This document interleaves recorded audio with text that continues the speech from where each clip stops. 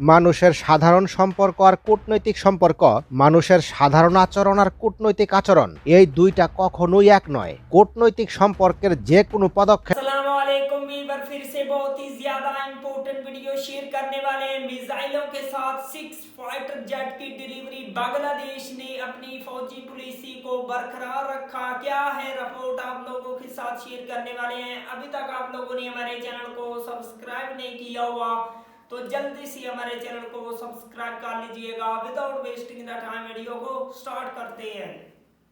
মানুষের সাধারণ সম্পর্ক আর কূটনৈতিক সম্পর্ক, মানুষের সাধারণ আচরণ আর কূটনৈতিক আচরণ, এই দুইটা কখনোই এক নয়। কূটনৈতিক সম্পর্কের যে কোনো পদক্ষেপ অত্যন্ত ভেবেচিন্তে নেওয়া হয়।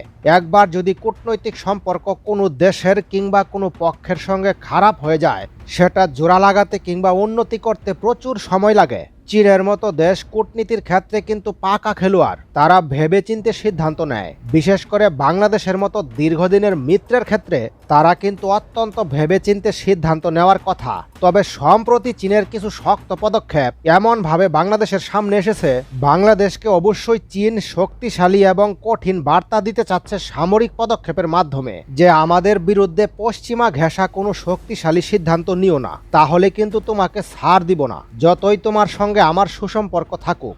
মিয়ানমারের সঙ্গে বাংলাদেশ সীমান্ত এলাকায় দীর্ঘ সময় ধরে একটি কঠিন সময় পার করেছে। 2017 সালে দুই দেশের মধ্যে এমন পরিস্থিতি তৈরি হয়েছিল, রোহিঙ্গা ইস্যুকে কেন্দ্র করে সবাই কিন্তু এমনটাই ধারণা করে নিয়েছিল যে মিয়ানমারের সঙ্গে বাংলাদেশের স্বল্প পরিসরে যুদ্ধ হতে পারে। ওই সময়েও কিন্তু মিয়ানমারের নৌবাহিনী বাংলাদেশের উপর কোনো গুলি করেনি, সীমান্তের ভিতর কোনো সাধারণ বাংলাদেশি নাগরিকের উপর।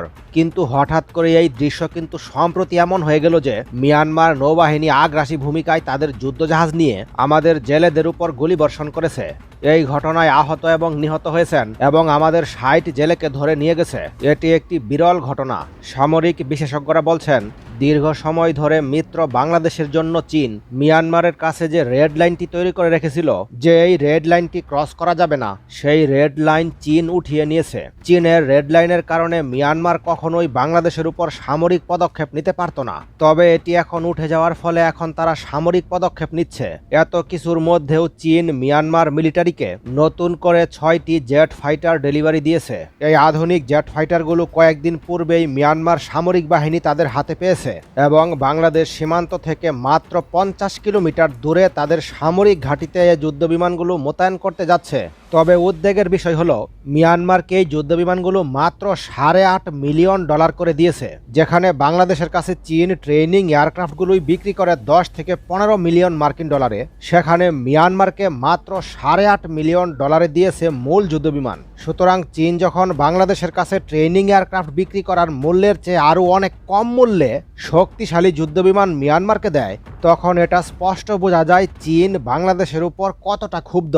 কারণ এই যুদ্ধবিমানগুলো বাংলাদেশের বিরুদ্ধেই ব্যবহার করা হবে। বাংলাদেশ সীমান্ত থেকে মাত্র 50 কিলোমিটার দূরে মোতায়েন করা হচ্ছে। দেখুন, চীন কিন্তু পরিষ্কারভাবেই বাংলাদেশকে বার্তা দিতে চাচ্ছে, যুক্তরাষ্ট্রের যে এশিয়া, নেটো বা ইন্দো প্যাসিফিক রিজিয়ন রয়েছে, সেখান থেকে তুমি দূরে থাকো বাংলাদেশ। যদি দূরে না থাকো তাহলে অবশ্যই তোমাকে এর ফল ভোগ করতে হবে।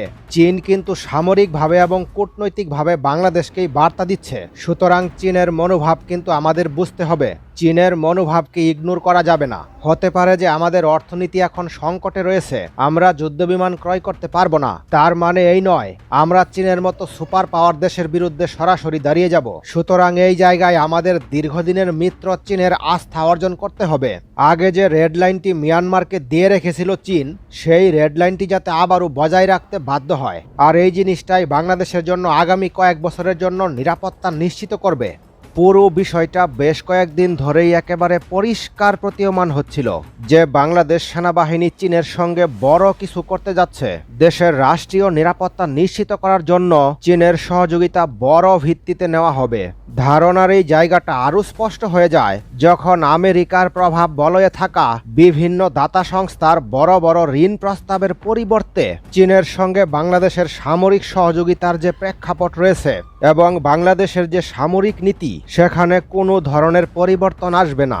বাংলাদেশ কোনো ধরনের ইন্দো প্যাসিফিকে কিংবা तो वीवर, ये वो रिपोर्ट है जिससे बांग्लादेश को मिसाइलों के साथ 6 फाइटर जेट को डिलीवर किया जाएगा। बांग्लादेश की आर्मी के लिए ये बेहद बेनिफिट दे सकता है। फाइटर जेट तो वैसे ही बांग्लादेश की बेहद नीड है। जदीद और मॉडर्न किस्म के एडवांस लेवल के फाइटर जेट बांग्लादेश को इस टाइम रिक्वायर्ड है। आई होप बांग्लादेश इनको अचीव करके दुनिया को मुंह तोड़ जवाब दे, स्पेशली भारत जो बांग्लादेश को नुकसान पहुंचाने की कोशिश करता है और साथ में म्यांमार। आई होप बांग्लादेश जल्द अज जल्द इस मिशन को कंप्लीट करे। अगर आप लोगों को मजीद इन्फॉर्मेटिव वीडियो देखनी है जल्दी से हमारे चैनल को सब्सक्राइब कर लीजिएगा। मिलते हैं आपसे नेक्स्ट वीडियो में इंशाअल्लाह, तब तक के लिए अल्लाह हाफिज।